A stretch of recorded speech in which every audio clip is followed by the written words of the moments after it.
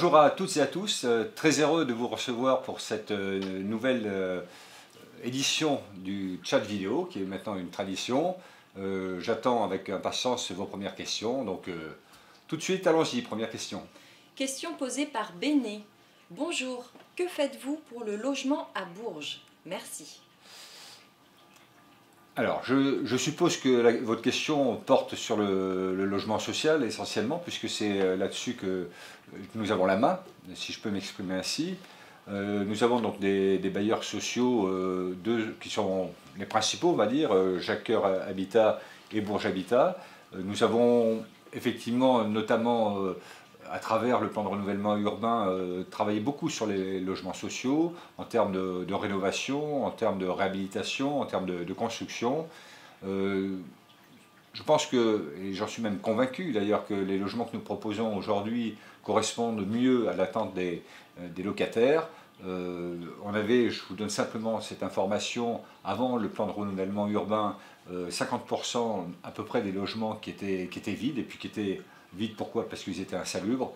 Donc nous avons mené cette grosse opération de rénovation urbaine, de plan de renouvellement urbain, qui, je tiens à le signaler, est le plus grand plan de renouvellement urbain français, puisqu'il avoisine en termes de montant financier 380 millions d'euros, et c'est quelque chose de très important. Et je crois très sincèrement qu'aujourd'hui les locataires sont très satisfaits de l'opération que nous avons menée et de la suite que nous allons donner dans les années à venir. Une question posée par Pierre. Bonsoir Monsieur le maire. Merci d'avoir rétabli rapidement la circulation rue Moyenne suite à l'incendie du Cujas. Mais qu'en est-il de l'avancée des travaux? Certes, la ville n'est pas responsable, mais les vacances arrivent et notre ville est beaucoup visitée à cette époque de l'année. Oui, concernant les travaux, et je rappelle, c'est l'incendie de la maison des Forestines qui a touché la ville et qui a touché aussi, je tiens à dire, le cœur des verrouillés. Et moi, en tant que maire de cette ville, j'étais vraiment aussi très touché. Face à cette situation-là, on va dire, en espérant qu'il n'y en ait pas d'autres, hein, bien évidemment, c'est des situations dramatiques. Vous savez, ce qui est très long, c'est tous les travaux d'expertise et de consolidation avant la rénovation de ce bâtiment. Comme vous le dites, nous ne sommes pas responsables en tant que tels sur la tenue des travaux, la remise à hauteur, puisque c'est le centre hospitalier Jacques Coeur qui est propriétaire donc, de cette maison. Alors les éléments que nous avons en notre possession aujourd'hui, hein, puisque nous suivons forcément le déroulé quasiment au jour le jour, et les maires adjoints qui ont en charge ce sujet me font des rapports régulièrement, c'est que nous allons, vous avez pu voir, commencer, ou finir plus exactement, la mise en place des échafaudages sur la deuxième phase qui devrait se terminer tout début juin. Ensuite, il y a l'opération qu'on appelle vulgairement parapluie, qui consiste à protéger le bâtiment des intempéries, et cette opération devrait durer jusqu'à peu près entre le 15 et le 20 juin. Et puis ensuite, l'objectif étant d'ouvrir la rue des Beaux-Arts, hein, qui, vous avez pu le constater, est fermée à la circulation, bien sûr, de véhicules et des piétons, de manière à ce que les commerces de la rue des Beaux-Arts puissent fonctionner. Et ça, l'objectif, c'est que ce soit terminé d'ici la fête de la musique, le 21 juin. Alors après, une fois que les experts auront rendu leur verdict, il y aura effectivement les assureurs respectifs du bâtiment qui est touché, pardon, et puis des locataires qui y résident, hein, locataires en termes d'activité notamment, qui devront se répartir un peu la prise en charge de ces travaux. Ça va être très long, c'est ce que je disais aux commerçants que j'ai reçus hier. Il faut bien estimer que les travaux, la réhabilitation sont terminés entre 2 et 3 ans.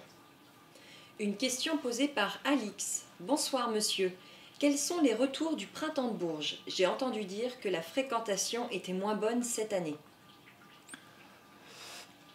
Alors, le printemps de Bourges, c'est un grand événement. C'est la raison pour laquelle nous suivons aussi sa fréquentation, qui est une très forte participation du fait que maintenant c'est rentré, je dirais, dans les gènes culturels de la ville depuis 1977. Il faut bien rappeler que ce printemps a fêté, on va dire, sa 39e édition, puisque le 40e édition sera honoré dès l'année prochaine. Vous savez, la fréquentation, elle est toujours à peu près la même à quelques petites centaines de festivaliers près. Moi, je n'ai pas du tout les mêmes informations que vous. Le bilan que nous avons fait avec les organisateurs et les patrons du Printemps de Bourges ont démontré cette année que les chiffres étaient quasiment équivalents à ceux de l'an dernier. Donc voilà, il faut se rassurer là-dedans et surtout ne pas écouter les mauvaises rumeurs. Une question posée par Christelle. Le jardin de la Chancellerie, en bas du quartier Moulon, va-t-il être aménagé pour la détente? Bancs, tables pour pique-nique et pourquoi pas fitness en plein air? C'est une très bonne idée. J'avoue que pour l'instant, ça ne fait pas partie du projet. Nous avons effectivement aménagé donc, avec des jeux de manière à accéder à la plaine du Moulon et faire en sorte que ce terrain qui était resté vague soit plus agréable à vivre. Maintenant, je retiens effectivement votre proposition d'installer des bancs pour que les parents qui accompagnent les enfants puissent se reposer. Et puis pourquoi pas, l'idée est étudiée sur un coin pique-nique qui pourrait rendre encore cette vie de quartier sympathique et créer aussi surtout du lien social dans le quartier. Une question posée par Guillaume 78. Bonsoir, dans le cadre des réductions ministérielles, allez-vous perdre ou voir se réduire les effectifs de certains services publics, armée, douane, DGFiP, etc., fonctionnaires qui consomment et apportent économiquement à la ville? Très clairement, aujourd'hui, nous n'avons pas d'informations dans ce sens. Hein, c'est plutôt, on va dire, rassurant, mais vous voyez comme moi que l'État et le gouvernement tentent de faire des économies d'échelle, des économies financières. Donc, ce que vous évoquez est possible. En tout cas, j'ai aucune information dans ce domaine-là. Je pense que s'il y avait des tendances, nous serions informés. Je veux simplement dire une chose qui me paraît très importante. Vous savez qu'on a une spécificité à Bourges hein, de regrouper tout ce qui est lié aux activités militaires. Et puis, depuis plusieurs années, le gouvernement a pris des décisions d'alléger un peu ces structures. Et nous avons cette chance à Bourges, non seulement ne pas avoir été touchés négativement par ces mesures-là, mais au contraire d'avoir augmenté ces effectifs militaires. Donc c'est plutôt une bonne chose. Je pense qu'effectivement vous avez raison. Ça contribue à la fois à la vie économique de la ville et en conséquence à l'emploi. Et je sais que c'est un sujet très important qui touche les Berruyers. Une question posée par Matt. Bonjour monsieur, est-il vrai que la grande boucle féminine de cyclisme fera étape à Bourges cet été? Écoutez, vous êtes bien informé. Effectivement, de mémoire, c'est le 7 août hein, que la grande boucle, qui ne porte pas ce nom aujourd'hui, mais enfin, on parle de la même chose, fera étape à Bourges. C'est, je pense, un élément important qui est populaire. Et puis, sans trahir de secret, nous travaillons à recevoir d'autres courses cyclistes à Bourges. Hein. Ça fait très longtemps que nous n'avons pas eu de grandes étapes. Alors évidemment, au-delà de Paris-Bourges, hein, qui est une tradition depuis plusieurs années. Et donc j'ai souhaité que progressivement nous puissions recevoir des courses cyclistes pour montrer, ou s'il est nécessaire encore de le montrer, le démontrer, notre capacité à recevoir des grandes manifestations, des grandes organisations dans notre ville. Ça contribue d'une part à la renommée de notre ville, hein, à la faire connaître hein, à travers ces épreuves-là, et puis à l'attractivité de notre ville. Et qui dit attractivité, dit une fois encore développement économique, donc maintien de l'emploi, voire création de nouveaux emplois. Une question posée par Élodie. Bonsoir, pourquoi fermer la piscine Robinson? Comment les habitants aux alentours vont-ils faire pour se rendre à la piscine? Et où les clients du camping qui se rendaient à pied vont aller se baigner? Nous devons prendre des grandes décisions qui ne sont pas populaires, c'est clair, contraints par des décisions de l'État, de réduction notamment des dotations de l'État. Je vais vous donner simplement quelques chiffres pour que tout le monde comprenne bien en fait la difficulté dans laquelle se trouve notre collectivité et pas seulement la nôtre, hein. Malheureusement ou heureusement, l'ensemble des collectivités du territoire français, et je vous le confirme puisque ça fait depuis plusieurs semaines, voire plusieurs mois, je rencontre un certain nombre de maires dans le département, dans la région et même sur le territoire français, on rencontre les mêmes difficultés. Face à cette situation, qui est une situation, je dirais, nouvelle par sa violence, qui sont vraiment une attitude de l'État qui est complètement irresponsable. C'est-à-dire, très clairement, je veux vous le dire, je considère qu'aujourd'hui l'État fait un hold-up sur les collectivités. Bien sûr, il faut que notre territoire français fasse des économies, donc on peut se réjouir de cette initiative, mais la conséquence de ça, c'est que les collectivités sont touchées, notamment entre 2015 et 2017, à hauteur de 22% des diminutions de leur dotation. Donc c'est quelque chose d'énorme, et bien sûr la ville de Bourges est concernée directement. Pour vous donner quelques éléments aussi complémentaires, entre 2015 et 2017, ça voudra dire que la ville de Bourges va perdre à peu près 13 millions d'euros, ce qui fait un peu plus de 3 millions d'euros par an, ce qui fait, pour amener en points d'impôt, à 7 points d'impôt, entre 7 et 8 points d'impôt. Donc c'est considérable. 3 millions d'euros, c'est par exemple la subvention que nous donnons au CCAS tous les ans. Si on voulait économiser ces 3 millions d'impôts, ça voudrait dire simplement qu'on supprime le CCAS et tout le service que ce CCAS apporte aux verrouillés, aux citoyens verrouillés. Alors, face à ça, il faut trouver effectivement des sources d'économie. Nous en avons déjà trouvé une première vague qui nous permet d'économiser 1,3 million. Et puis, nous avons donc 2 mesures que nous avons annoncées cet après-midi à la presse. Une qui concerne l'aménagement des périodes, on va dire, périscolaires autour des rythmes scolaires, qui vont nous permettre d'économiser à peu près 300 000 euros. Et puis la deuxième que vous citez, c'est la fermeture de la piscine Robinson, qui va nous permettre d'économiser 250 000 euros. 250 000 euros, c'est quoi? C'est d'une part tous les travaux que nous avons à faire tous les ans de remise en fonctionnement, c'est à peu près 50 000 euros, et puis c'est 200 000 euros de gestion de la piscine 3 mois d'année chaque année. Et un autre phénomène aussi qui est important, c'est que l'Agence régionale de santé nous a notifié depuis quelques années la nécessité d'effectuer des travaux pour rendre ce site conforme. Il ne l'est pas aujourd'hui, alors avec différentes choses, manque d'assainissement, manque de toilettes, douches en mauvais état, sécurisation, enfin je ne vais pas vous lister la totalité des recommandations. Et pour réaliser ces travaux, il faudrait engager entre 3 et 4 millions d'euros. Eu égard à ce que je vous ai dit précédemment, vous imaginez très bien que la collectivité n'a pas cette capacité à investir sur ce site. Et par principe de précaution, il est hors de question que je prenne le moindre risque de générer un risque pour les usagers. Je vais vous prendre un cas très concret.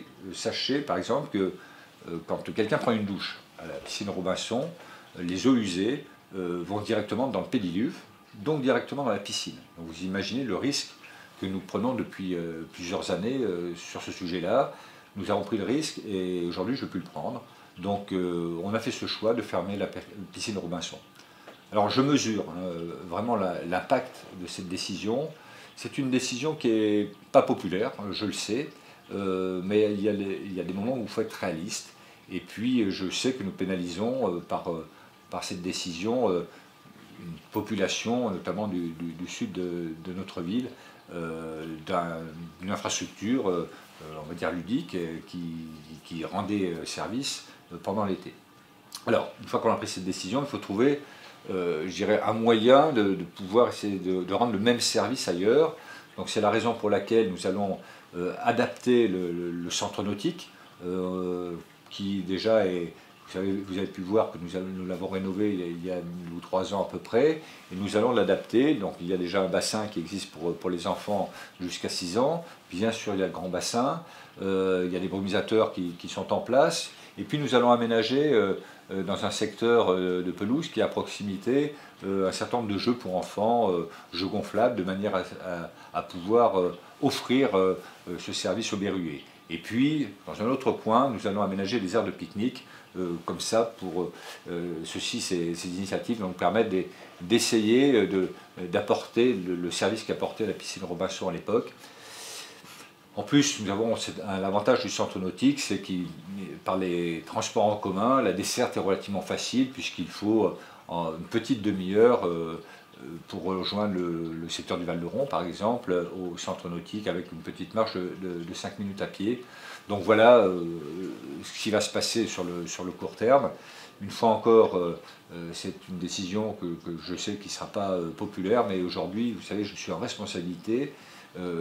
J'assume ces responsabilités et je dois prendre ces décisions.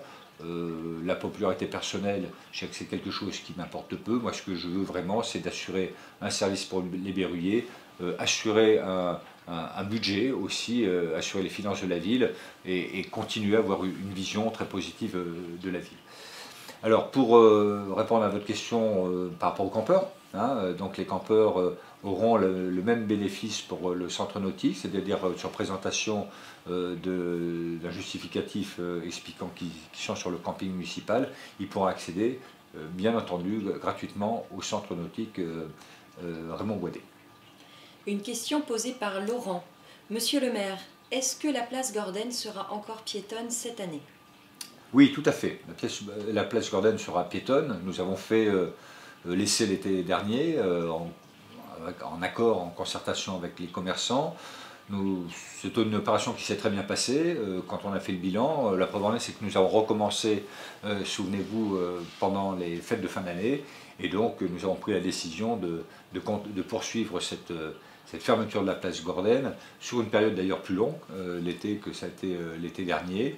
Et puis, petite nouveauté, nous allons installer à demeure pour l'été une scène qui sera sur le jardin qui se trouve au milieu de la place Gordon, de manière à ce que des groupes puissent s'exprimer et puis apporter une animation à cette place Gordon. Je crois que c'est une réussite et donc nous allons poursuivre. Une question posée par Fabienne. Bonsoir monsieur le maire. J'ai remarqué que très peu d'artistes viennent à Bourges, chanteurs, humoristes, et vont plus à Déol, voire Vierzon.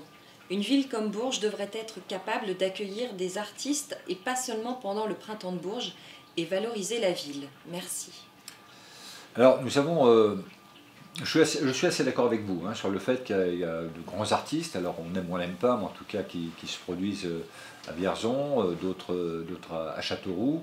Il y a des tentatives quand même qui sont faites, notamment au Palais de Ron, mais force est de constater que ces dernières années, il y a eu beaucoup de concerts, de spectacles qui ont été annulés par faute de public, tout simplement. Donc c'est la raison pour laquelle aujourd'hui les organisateurs, qui ne sont forcément pas la ville de Bourges, sont un peu peut-être frileux pour faire venir de grands artistes. Ça a un coût et puis il faut qu'en face il y ait un public et il faut aussi que les billets soient à la portée des porte-monnaies des berruyers. Donc voilà aujourd'hui où nous en sommes. Bon, par contre nous allons tenter d'autres expériences, alors peut-être dans un domaine différent. Moi j'ai demandé à mes services de regarder sur une utilisation plus importante du théâtre Jacques-Cœur, et notamment je voudrais qu'on tente une initiative un peu différente, notamment sur les pièces de théâtre, de rue, pas théâtre de rue, pardon, les théâtres des vaudevilles, typiquement, pour nous rappeler un peu notre jeunesse, pour ceux qui sont de ma génération, des émissions télévisées au théâtre ce soir, et ça je pense que ça doit correspondre à un vrai public, et puis en complément aussi peut-être faire venir des humoristes, peut-être d'abord pour essayer, pour voir si cette proposition convient au public berruyer, auquel cas on fera en sorte de déployer ce type d'animation et de spectacle. En tout cas, c'est vrai qu'aujourd'hui, je suis assez d'accord avec vous, on a de beaux artistes dans d'autres villes. Il n'y a pas de raison que Bourges n'y arrive pas, mais il faut être prudent aussi là-dessus et puis voir comment on peut organiser tout en assurant les finances de la venue de ces artistes, parce que des fois les cachets sont assez élevés. Une question posée par Michael. Bonjour, j'ai entendu dire que le restaurant social allait fermer. Est-ce vrai? La réponse est non. Alors si aujourd'hui il y a cette rumeur qui court en ville, je trouve ça dommage. C'est absolument pas le cas. Le restaurant social subsiste toujours. Moi, je n'ai aucune information dans ce domaine, bien au contraire. Question posée par Élodie. Sur la piscine Robinson, où les enfants qui fréquentaient le PRJ du Val-d'Oron vont se baigner maintenant. Ne pensez-vous pas que 2 piscines pour tous les habitants de Bourges sera trop juste? Vous savez, on a la chance à Bourges d'avoir 3 piscines. C'est quand même, sur une ville de dimension comme la nôtre, c'est quand même assez exceptionnel. C'est vrai qu'on s'habitue, on va dire, un peu au luxe. Donc si nous avons plus que 2 piscines, si je peux m'exprimer ainsi, en fonctionnement sur Bourges, ça restera quand même 2 équipements importants. Il y avait des difficultés aussi, notamment les enfants qui sont au centre de loisirs n'allaient pas d'ailleurs à la piscine Robinson pour des questions aussi d'hygiène et de sécurité, étaient plutôt dirigés sur la piscine des Gilles-Jon. Là, j'ai récemment demandé donc, à Nathalie Bonnefoy, qui est en charge cette délégation du sport et de la jeunesse, de regarder pour réserver des créneaux, notamment pendant l'été, mais peut-être aussi hors saison, pour donner la possibilité aux centres de loisirs, aux enfants en particulier bien évidemment, de pouvoir accéder au centre nautique. Une question posée par Max. Bonjour, que font la ville et l'agglomération pour les jeunes diplômés qui souhaitent créer leur entreprise? Alors, il y a plusieurs choses. Alors c'est l'agglomération en tout cas qui a ça en charge, donc ce n'est pas la ville de Bourges. Vous savez que la compétence qu'on appelle économique et de développement économique est portée par l'agglomération, puisque ceci concerne l'ensemble des communes de Bourges plus. Plusieurs mesures sont faites. D'abord, il y a des aides financières en collaboration avec le conseil régional qui nous concerne, région Centre, Val-de-Loire, je répète un peu mes gammes. Et puis, il y a aussi des passerelles qui permettent effectivement aux jeunes chefs d'entreprise, alors jeunes chefs d'entreprise ou nouveaux chefs d'entreprise, pas forcément des jeunes, de pouvoir progressivement accéder à des locaux qui feront leur activité de demain.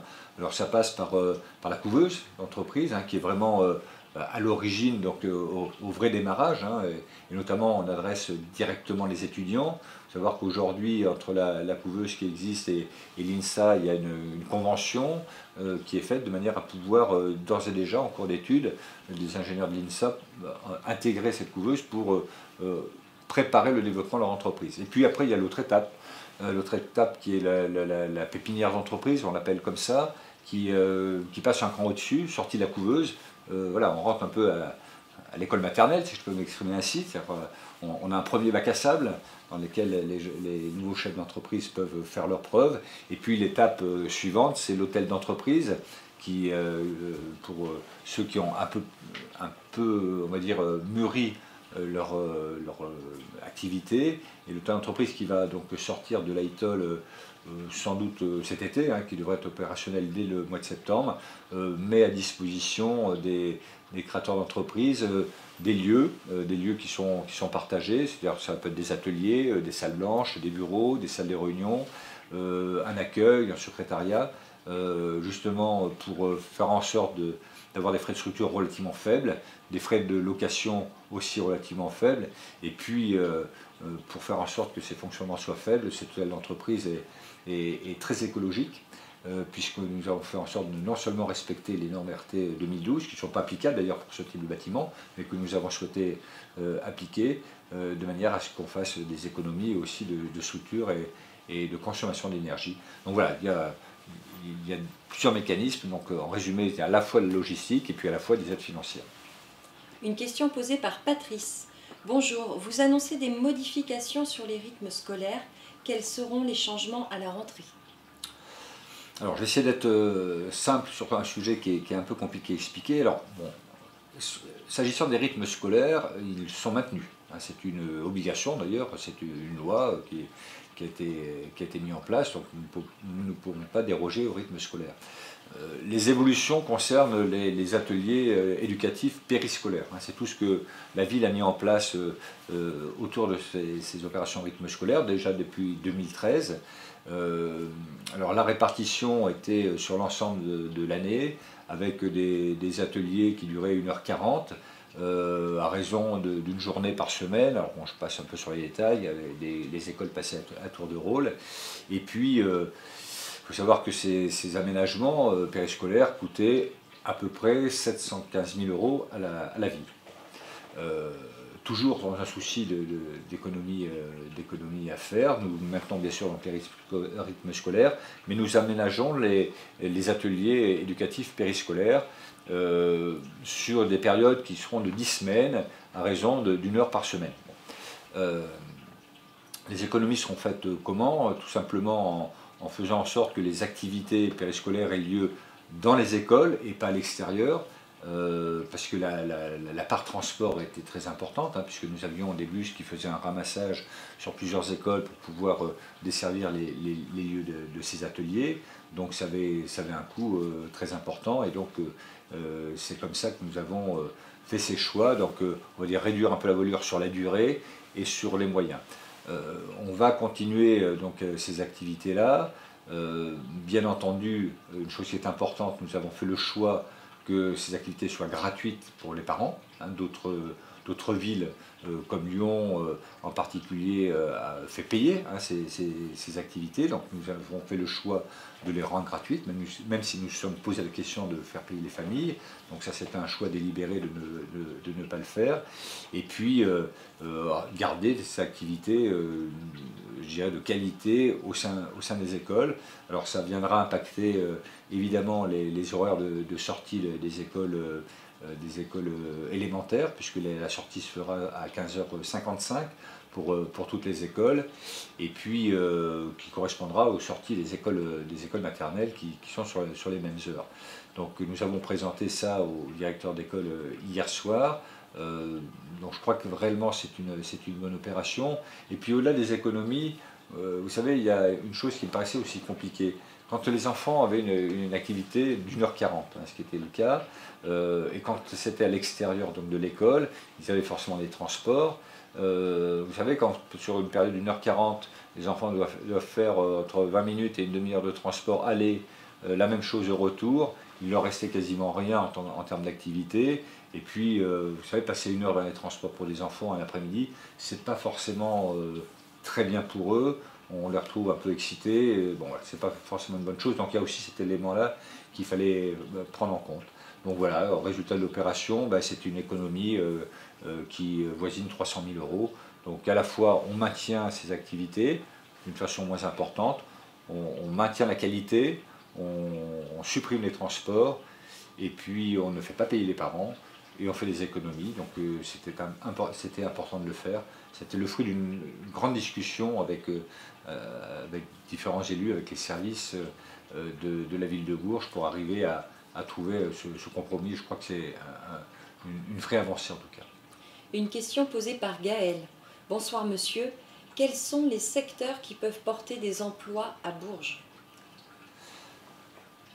Alors je suppose que vous parlez des secteurs d'activité et pas secteurs géographiques. Alors si je comprends bien secteurs d'activité, ils sont nombreux, hein. Nous l'avons déjà démontré hein, depuis le début de ce mandat. Évidemment, il y a les activités commerciales. Je prends le cas d'Avaricom, où je rappelle qu'Avaricom a permis de créer 100 emplois directs et puis une cinquantaine d'emplois indirects. Donc ça, c'est important. Nous avons d'autres activités commerciales qui vont s'implanter sur Bourges. Alors je pense notamment à une boulangerie de qualité qui va se trouver sur la route d'Issoudun et qui devrait être opérationnelle dès la rentrée, qui va créer 20 emplois. Et puis, alors voilà, c'est des exemples sur l'aspect commercial. Je crois qu'il y a aussi, et là nous avons aussi une piste, notamment sur tout ce qui est lié à aux personnes âgées. Notamment, nous sommes sollicités, nous sommes sur le point de contractualiser 2 opérations qui sont des opérations qu'on appelle maison senior. Hein, je ne sais pas si le terme est propre ou impropre, mais enfin c'est pour qu'on parle de la même chose.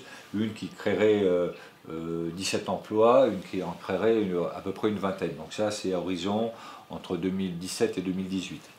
Donc il y aura forcément d'autres demandes, parce que vous savez que à Bourges comme ailleurs, les personnes vieillissent, hein, ça c'est logique, et puis la durée de vie augmente, et puis il est nécessaire soit de maintenir à domicile les personnes âgées, ce qui est la première chose, soit effectivement leur mettre à disposition des services, et c'est le rôle de ces maisons, et il y aura de plus en plus de besoins, donc nous travaillons aussi sur ce sujet-là. Et puis je pense quelque chose qui me paraît très important par rapport à notre ville, c'est le tourisme. Aujourd'hui, nous recevons à peu près 50 000 visiteurs, touristes tout au long de l'année, et l'objectif c'est qu'on augmente et qu'on double cette venue de touristes d'ici la fin du mandat. Moi, je me suis fixé 100 000 visiteurs par an. Il y a plein de choses à faire, il faut qu'on fasse connaître notre ville, il faut qu'on travaille sur l'attractivité, il faut qu'on soit fier de notre ville, et pour ça, il faut que les berruyers, tous les berruyers deviennent des ambassadeurs de notre ville, vendent, si je peux m'exprimer ainsi, à l'extérieur de notre territoire berruyer, hein, sur le département, sur la région, sur la France et même à l'étranger, les atouts de notre ville, qui sont nombreux, avec un patrimoine culturel, un patrimoine artistique, et je crois véritablement que nous ne le faisons pas suffisamment aujourd'hui, donc c'est une grande action que nous allons mener justement dans les quelques semaines qui viennent. Une question posée par Michel. Bonsoir Monsieur le maire, est-ce que vous pensez refaire la partie du hameau qui a brûlé et quand? Merci. Alors, sur la partie du hameau, nous posons la question, il va falloir trouver une solution en tout cas. Hein. Vous savez, cet incendie nous a aussi meurtris, hein, comme pour la maison des Forestiers dont nous avons évoqué tout à l'heure, et puis par coïncidence, ces 2 jours se sont suivis avec 2 incendies. C'est quelque chose de très lourd à vivre.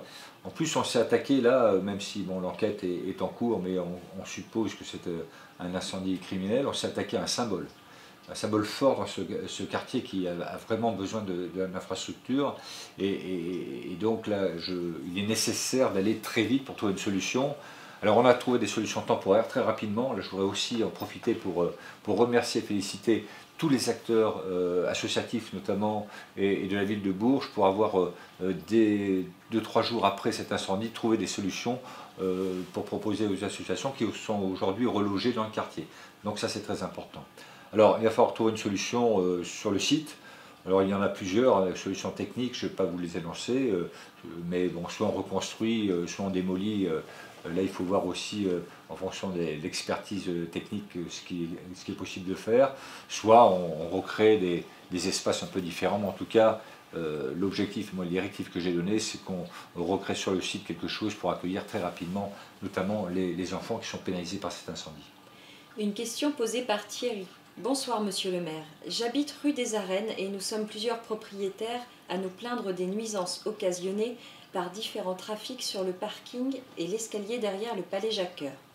Quand prévoyez-vous d'installer des caméras? Alors les caméras de vidéoprotection, vous savez que c'est un engagement que j'ai voulu pendant la campagne des municipales et que nous déployons conformément effectivement à ce que nous avions prévu, puisque je souhaite qu'on ait au moins 100 caméras de vidéoprotection qui soient opérationnelles d'ici la fin du mandat. Aujourd'hui, nous avons dépassé la cinquantaine, donc il faut qu'on déploie encore ces caméras sur l'ensemble de la ville, sur le centre-ville et puis dans l'ensemble des quartiers. Donc nous faisons chaque année une bonne dizaine de caméras, nous en implantons une bonne dizaine. Tout ceci se fait d'abord en concertation avec la police nationale et la police municipale, hein, pour définir quels sont les lieux prioritaires à équiper. Donc on valide aussi par un comité d'éthique où sont représentés l'ensemble de la société berruyère, de manière à que tout ceci se fasse vraiment en concertation, en collaboration. Donc je note effectivement les incivilités que vous subissez sur la plage du Berry, parce que je crois que c'est de ça dont vous parlez. Écoutez, je prends bonne note et nous allons regarder la possibilité d'intégrer ce secteur dans notre prochain plan. Une question posée par Guillaume78. Bonsoir, du patrimoine de notre ville, le canal de Berry est un peu délaissé. Pourrait-on le valoriser davantage ?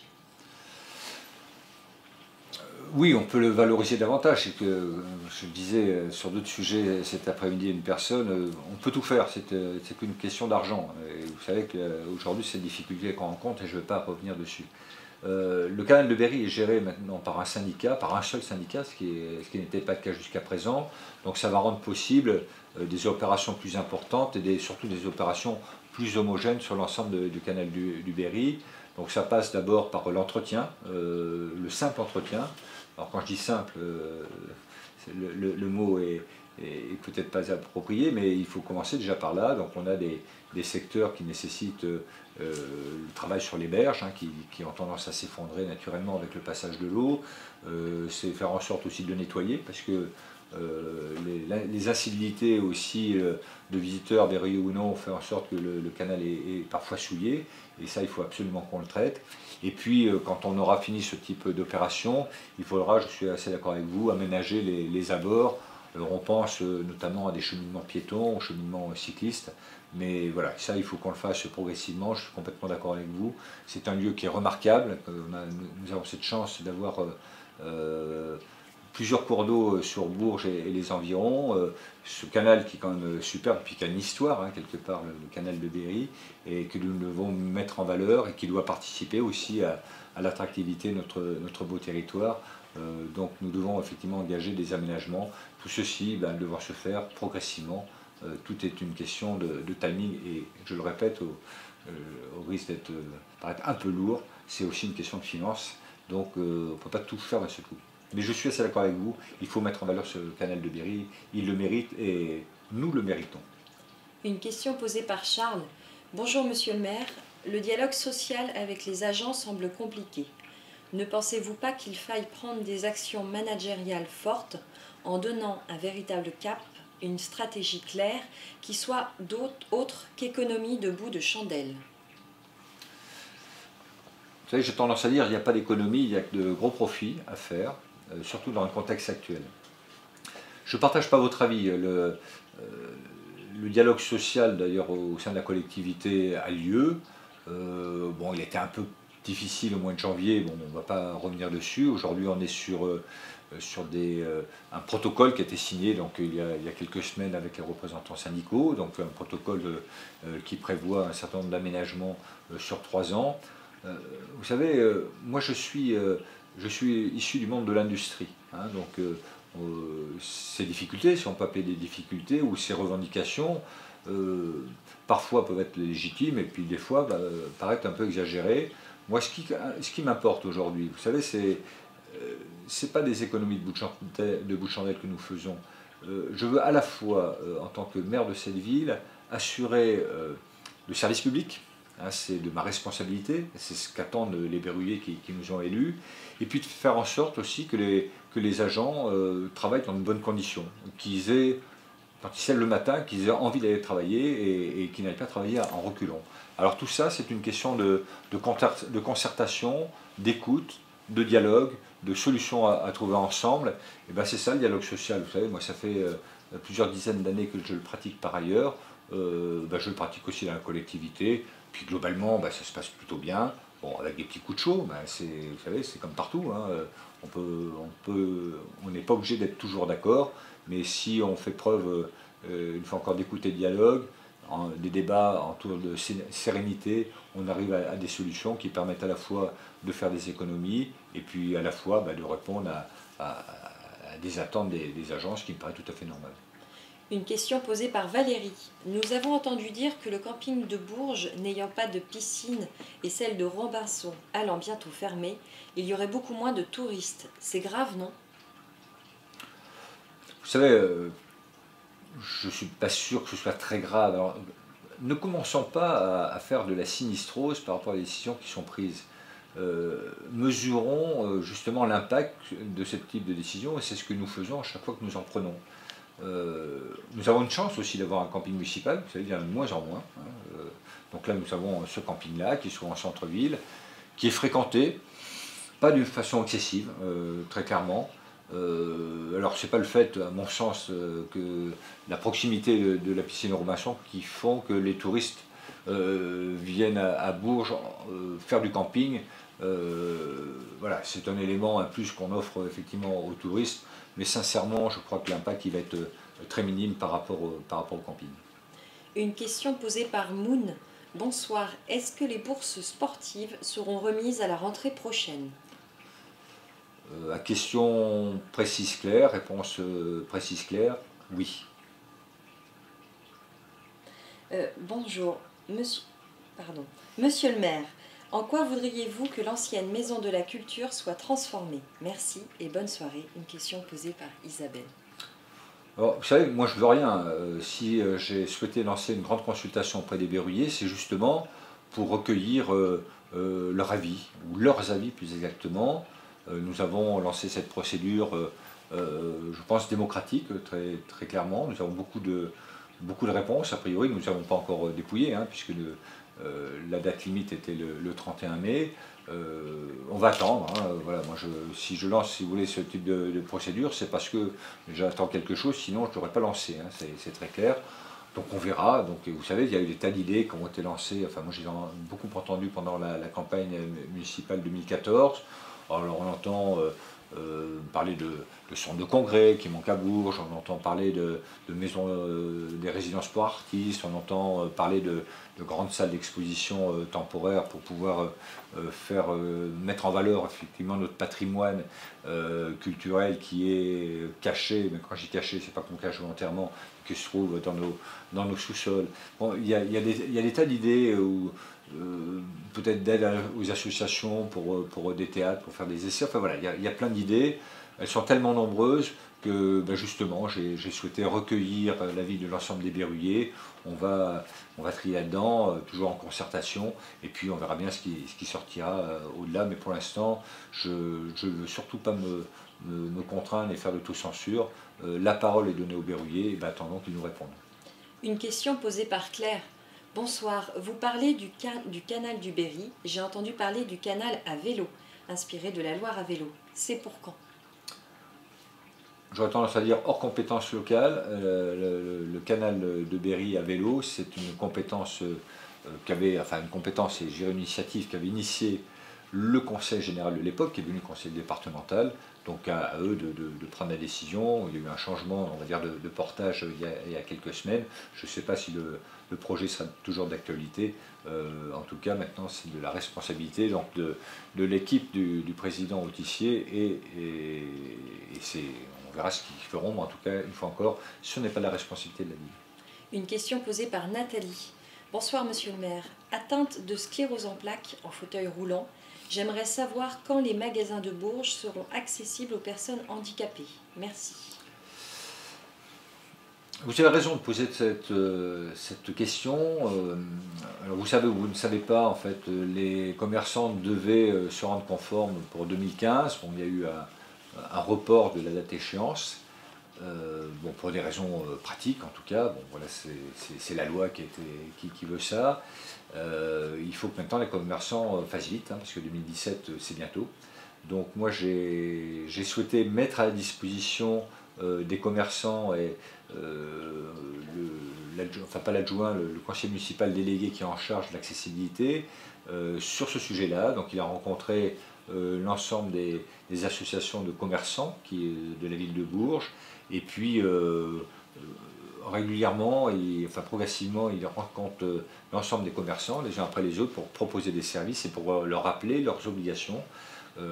C'est parfois compliqué. Je pense que techniquement, c'est pas aussi simple que ça. Ça nécessite souvent des aménagements onéreux, et même parfois, on va peut-être rencontrer des impossibilités techniques de résoudre. En tout cas, la loi est ce qu'elle est aujourd'hui. Les commerçants auront obligation de se rendre conformes. Donc voilà, des chances qu'on a aujourd'hui, c'est ce que donne la loi, c'est 2017. Une question posée par Alain. Bonsoir, quelles seront les animations cet été à Bourges? Oh, il y en aura plein. Je ne peux pas vous les citer, je n'en ai pas la liste exhaustive. Voilà, je peux citer bien sûr On était à Bourges, ça qui est forcément un événement qui a été maintenu, hein, je l'ai dit au cours de l'automne dernier. Il y aura ce qu'on appelle la descente infernale, la course de boîte à savon qui a lieu le 27 juin, vous aurez le trail urbain qui a lieu le 4 juin si je ne me trompe pas, ou le 5 juin, je crois, je me trompe d'un jour, de juillet, pardon, autant pour moi, début juillet, vous allez avoir aussi un événement qui est nouveau, qui s'appelle le Printemps de l'écologie, hein, qui va démarrer le 5 juin, qui va se terminer le 7 juin. Il y a un événement qui va clôturer la Semaine européenne de l'écologie, et toutes les animations que peuvent créer, notamment Place Gordon. Les commerçants vont poursuivre tout ce qu'ils ont mis en place tout au long des étés précédents. Donc voilà, il y a plein d'animations. Moi, je vous conseille une chose, hein, c'est regarder ce qui se passe dans les journaux, allez sur le site internet de la ville de Bourges, lisez les nouvelles de Bourges, allez voir les informations, déplacez-vous en mairie, on vous donnera tous les dépliants possibles et nécessaires. Il y a plein de choses à faire à Bourges. On ne peut pas s'ennuyer à Bourges. Le tout, c'est de s'y intéresser. Et je suis persuadé que nous avons passé un très bel été encore en 2015. Une question posée par Flora. Bonjour. Comptez-vous réaliser une étude de satisfaction sur les accueils périscolaires dans les écoles maternelles et primaires afin de mesurer la satisfaction des parents? Alors, pardon, nous menons ça tous les ans, ce qui nous a conduit d'ailleurs à supprimer les ateliers éducatifs périscolaires pour les maternelles à la rentrée, en 2014-2015. C'est un bilan qui avait été fait avec les représentants de parents d'élèves et puis les directeurs des écoles. Alors pourquoi nous avons supprimé ça? Tout simplement parce que, comme je le disais à un internaute précédent, la durée des ateliers c'était 1h40 pour la journée concernée, l'après-midi. Et pour les écoles maternelles, c'est très compliqué puisque les enfants sont petits, la plupart font la sieste, il fallait les réveiller de la sieste pour pouvoir participer à ces ateliers. Donc voilà, c'était pas raisonnable de poursuivre sur ce sujet-là. Donc sur les aménagements donc pour les plus grands, hein, pour les écoles élémentaires, nous faisons un bilan identique à la fin de l'année scolaire. Donc il a été fait l'année dernière, hein, donc c'est pour ça que nous avons poursuivi ces activités. Que nous allons refaire un bilan dans les jours qui viennent et que nous allons poursuivre avec le temps. Il peut y avoir des aménagements au coup par coup à faire, mais donc c'est pas un sondage qu'on va faire à l'ensemble de la population, vous comprenez, mais on passe effectivement par les représentants des parents d'élèves et les directeurs d'école, qui sont, je pense, les bons représentants qui ont cette capacité à dire oui c'est bien, non c'est pas bien, il y a telle chose à modifier, il y a telle chose à supprimer, et puis il y a peut-être un manque quelque part, et auquel cas ça se fait, ces aménagements-là se font vraiment en entière collaboration avec tous ces acteurs. Une question posée par Aurélie. Bonsoir. Pourquoi n'y a-t-il pas plus souvent des offres d'emploi sur le site internet de la ville? Tout simplement parce que ce n'est pas notre vocation de faire apparaître les offres d'emploi. Il y a d'autres structures qui existent pour ça. Je pense en particulier Pôle emploi. Nous, quand il y a des offres d'emploi sur le site, ce sont des offres propres à notre collectivité, mais on ne va pas au-delà. Bon, maintenant, vous savez que j'ai un adjoint, Christelle Prenoy, qui est en charge de l'emploi. C'est une nouvelle délégation, pardon, c'est une nouvelle délégation qui n'existait pas avant, parce que l'emploi est une vraie difficulté hein, qui touche malheureusement notre population. Donc, quand on se trouve face à ces difficultés, n'hésitez pas à solliciter mon maire adjoint sur ce sujet-là. Et puis nous opérons aussi régulièrement pour aider les entreprises, parce qu'il faut à la fois répondre à l'attente des bureaux, mais il faut répondre aussi à l'attente des entreprises. Et nous mettons en place un certain nombre de choses qu'on appelle les job dating. Hein. On l'a fait à plusieurs reprises pour Avaricom. On a d'autres projets, notamment pour la boulangerie qui va ouvrir prochainement, que j'évoquais tout à l'heure à votre collègue internaute. Donc nous menons des grands forums qui permettent effectivement d'à la fois répondre aux personnes qui cherchent un emploi et puis répondre aussi aux entreprises qui cherchent à embaucher, parce que sachez bien une chose, sur Bourges et l'agglomération d'une façon plus générale, il y a des entreprises qui cherchent à embaucher. On ne le sait pas suffisamment, mais aujourd'hui on n'apporte pas forcément la réponse. Donc notre lien aujourd'hui entre la ville de Bourges et puis les entreprises doit être fait. C'est aussi notre responsabilité, parce qu'il ne faut pas tout attendre non plus de l'État en termes d'amélioration du chômage. Il faut que chacun, à notre niveau, apporte la pierre à l'édifice. C'est ce que nous faisons depuis le début du mandat. Une question posée par Didier. Bonjour, monsieur le maire. Si, comme vous l'annoncez, de nouvelles mesures d'économie sont à prévoir, À quoi devons-nous nous attendre dans les prochains mois? Alors, vous savez, j'ai l'habitude d'une façon très méthodique de présenter, donc notamment on l'a fait à la presse cet après-midi, les mesures une fois qu'elles sont mûries, hein. Donc nous avons des pistes de réflexion sur lesquelles nous travaillons depuis quelques semaines, d'autres pistes de réflexion. Voilà, je ne peux pas vous en dire plus aujourd'hui, c'est pas la peine que je vous donne je dirais, des informations, des choses qui ne sont pas fiables, c'est pas dans mes habitudes, donc il faut s'attendre effectivement à d'autres décisions, une fois encore qui seront des décisions responsables. J'assume ma responsabilité de maire avec le bon et puis le mauvais. Alors ça parfois c'est pas le côté plus positif, mais je n'ai pas le choix. Une fois encore, comme je le disais tout à l'heure, c'est mon devoir et je ne m'y déroberai pas, ça, il en est hors de question. Donc je pense que dans les semaines à venir, on vous avancera d'autres décisions qui devront être prises, une fois encore, dans l'intérêt général de l'ensemble des berruyers et de la ville de Bourges. Une question posée par Fred. Bonjour, la ville de Bourges a-t-elle contracté des empreintes toxiques? La réponse est non. Mon prédécesseur ne le voulait pas et je crois qu'il a eu complètement raison. Donc nous n'avons pas d'empreinte toxique et heureusement.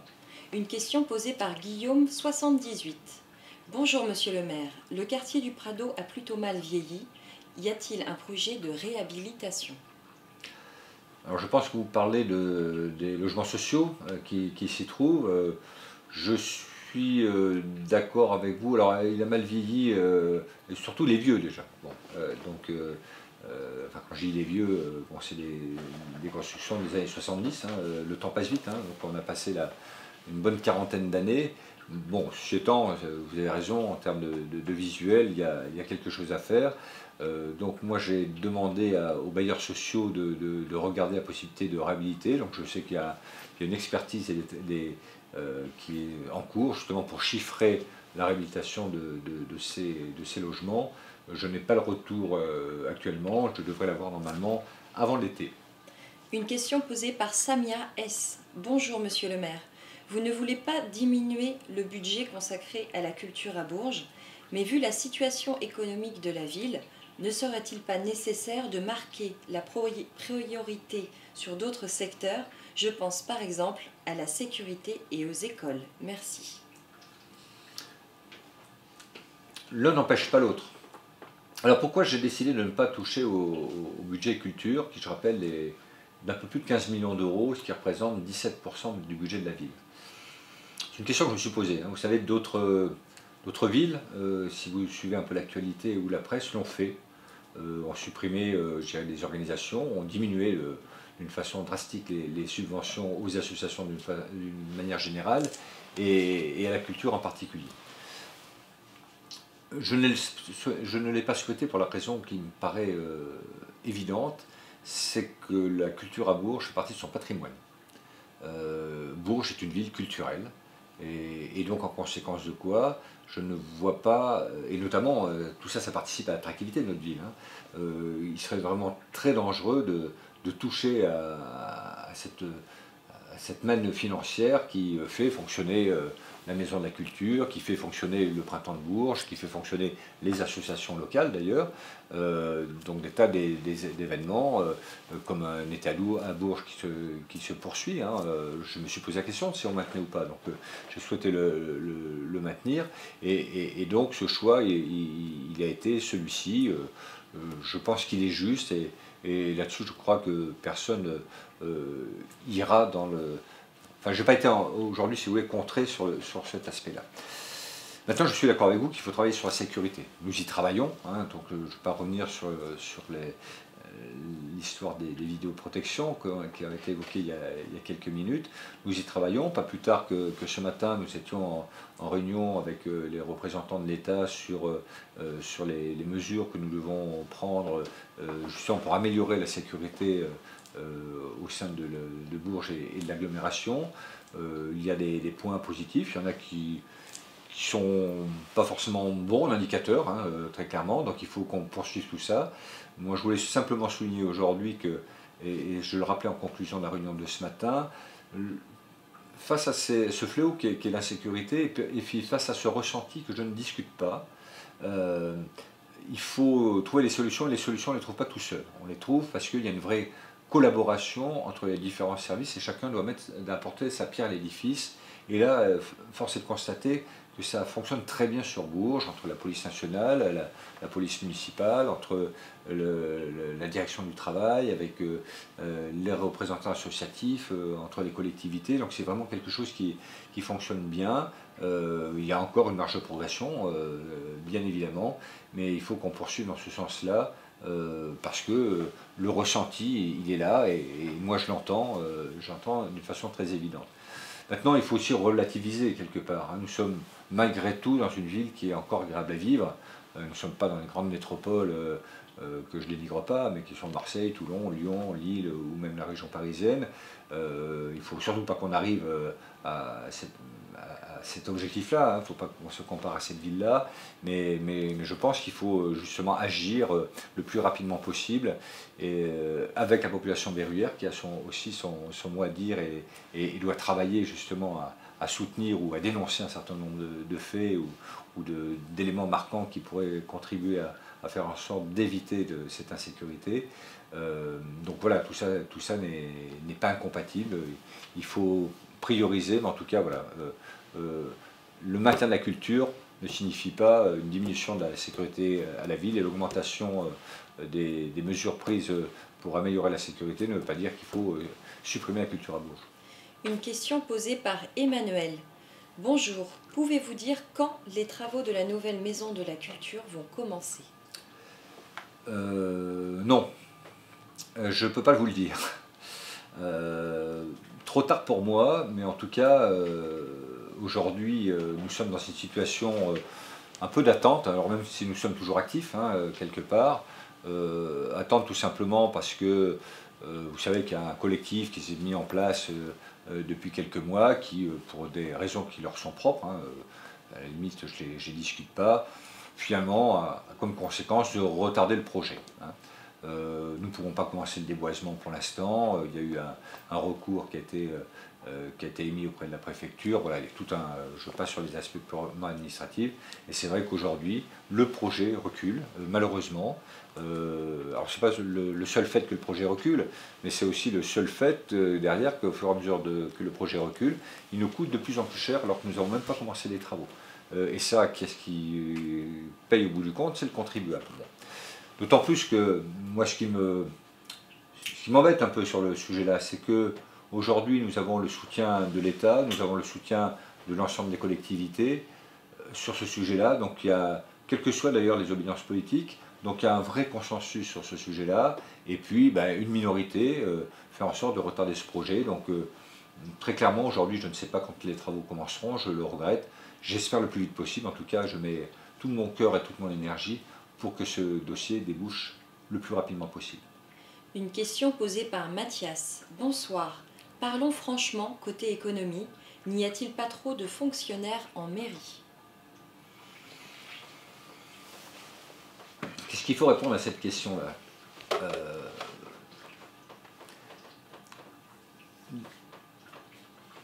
Je ne partage pas votre avis. Je ne partage pas votre avis parce que beaucoup de choses ont été faites par mon prédécesseur et nous poursuivons sur cette voie-là. Aujourd'hui, nous faisons en sorte, par exemple, à chaque fois qu'il y a des départs en retraite, de ne pas les remplacer. Autant que faire se peut. C'est pas forcément, c'est une règle que j'ai donnée, mais on traite aussi au cas par cas, bien évidemment. Ça nécessite forcément des réorganisations par rapport à ça. Vous savez aussi qu'on travaille aussi sur une mutualisation des services entre l'agglomération et les communes de l'agglomération, et dont la commune de Bourges, qui permettent de faire aussi des économies d'échelle, de rendre aussi de la disponibilité pour certains agents pour faire des travaux de meilleure valeur ajoutée, pour améliorer le service public auprès des berruyers. Donc c'est dans cette voie-là qu'il faut aller.